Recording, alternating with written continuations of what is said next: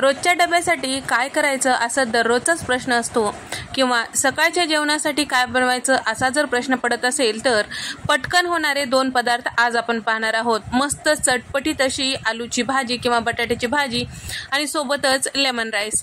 तर पहिल्यांदा इथे मी कढईमध्ये साधारण एक 4 चमचे तेल टाकून घेतलेलं आहे आणि 3 मध्यम आकाराची बटाटे साल काढून त्याच्या बारीक अशा फोडी चिरून घेतलेल्या आहे। इथे उकडून वगैरे करायचं नाही, आपल्याला तेलामध्येच वाफून घ्यायचं आहे।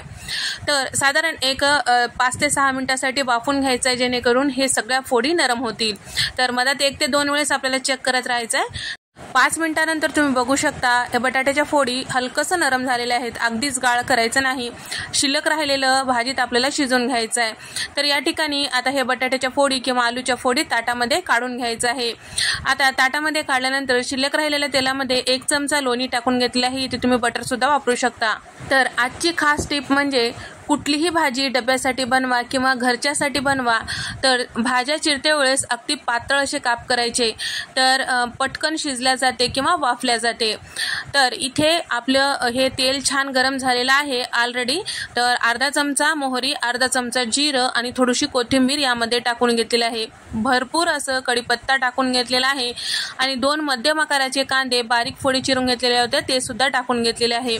आता हे सगळं छान असं परतून घ्यायचं आहे। तर गॅसचा फ्लेम कमी ठेवायचा आहे, कारण पहिल्यांदा आपण बटाटे यामध्ये वाफून घेतलेलं होतं, त्यामुळे जर मोठा गॅस ठेवताल तर कढईला चिकटू शकते। त्यासाठी गॅसचा फ्लेम कमी करून आपल्याला परतून घ्यायचं। हलकसा कांदा परतलं की यामध्ये 2 मध्यम आकाराचे टोमॅटो बारीक फोडी चिरून घ्यायचं ते सुद्धा टाकून घेतलेलं आहे आणि सोबतच 1 मोठा चमचा इथे मी आलं लसणाचं जाडसर असं ठेचलेलं पेस्ट टाकून घेतलेलं आहे। 1 चमचा धने पावडर, 1.5 चमचा लाल मिरची पावडर आणि सोबतच अर्धा चमचा हळद, अर्धा चमचा इथे मी गरम मसाला टाकून घेतलेला आहे। त्यानंतर चवीपुरतं मीठ आणि सगळं छान व्यवस्थित मिक्स करायचं। वाटण जास्त वेळ आपल्याला परतून घेण्यासाठी इथे आपल्याला पाणी टाकायचं आहे, म्हणजे करपणार नाही, सगळे जिन्नस छान असं शिजतील। वाटीभर पाणी टाकून घेतलेलं आहे। त्यानंतर वाफून घेतलेले जे बटाट्याच्या फोडी होती ते सुद्धा टाकून घेतलेलं आहे। तर मिनिटभरानंतर इथे तुम्ही बघू शकता तेल साईडला सुटू लागलेलं आहे, म्हणजे सगळे जिन्नस छान असं वाफल्या गेलेलं आहे। हे सगळं छान व्यवस्थित मिक्स करून घेतल्यानंतर आता आपल्याला यामध्ये टाकायचं आहे साधारण 1 मोठा चमचा इतकं बेसन पीठ आणि त्याचबरोबर 1 मोठा चमचा इतकं दाण्याचं कूट किंवा शेंगदाण्याचं कूट। आता हे सुद्धा मिक्स करून घ्यायचं आहे। तुम्हाला जर इथे पाण्याची गरज असेल तर आणखीन टाकू शकता। भाजी तुम्हाला कितपत पातळ आणि दाटसर आवडते त्यानुसार तुम्ही पाण्याचं प्रमाण ठरवू शकता। सगळं मिक्स केलेलं आहे। 1-2 मिनिटांसाठी आपल्याला वाफून घ्यायचं आहे, मधात 1 ते 2 वेळेस चेक करत राहायचं आहे। तर आता डब्यासाठी पटकन होणारा भाताचा हा प्रकार आहे। तर त्यासाठी 2 वाटी कोलम तांदूळ स्वच्छ धुवून कुकरला 2 शिट्ट्या करून घेतलेलं होतं। फक्त आपल्याला भात जे आहे मोकळा शिजून घ्यायचा आहे। तर ताटामध्ये इथे मी थंड करायला ठेवलेलं होतं। ज्यावेळेस मी भाजीची तयारी करणार होते त्याच वेळेस कुकरला भात लावून टाकलेलं होतं। तर या ठिकाणी आता भात करण्यासाठी कढईमध्ये साधारण 5 चमचे तेल टाकून घेतलेलं आहे, अर्धा चमचा मोहरी, अर्धा चमचा जिरं आणि त्याचबरोबर अर्धा कप इतकं शेंगदाणे टाकून घेतलेलं आहे आणि सोबतच अर्धा चमचा इतकं हिंग टाकून घेतलेलं आहे। शेंगदाण्याचं प्रमाण तुमच्या आवडीनुसार तुम्ही कमी जास्ती करू शकता।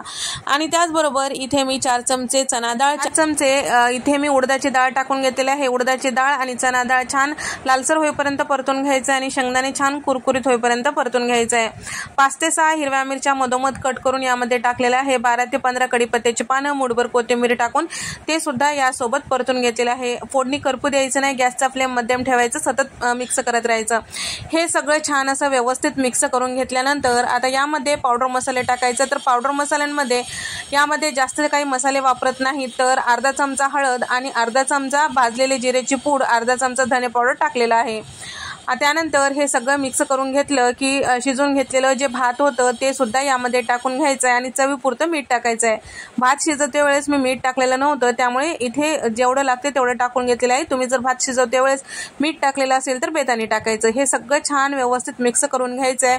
मोठ्या गॅसवर 1 मिनिट या पद्धतीने छान चुरचुरीत आवाज येईपर्यंत परतून घ्यायचा आहे आणि सोबतच यामध्ये साधारण 3 मध्यम आकाराचे लिंबाचा रस यामध्ये टाकून घेतलेला आहे। पोहे खायच्या चमच्याने साधारण 6 चमचे लिंबाचा रस टाकून घेतलेला आहे।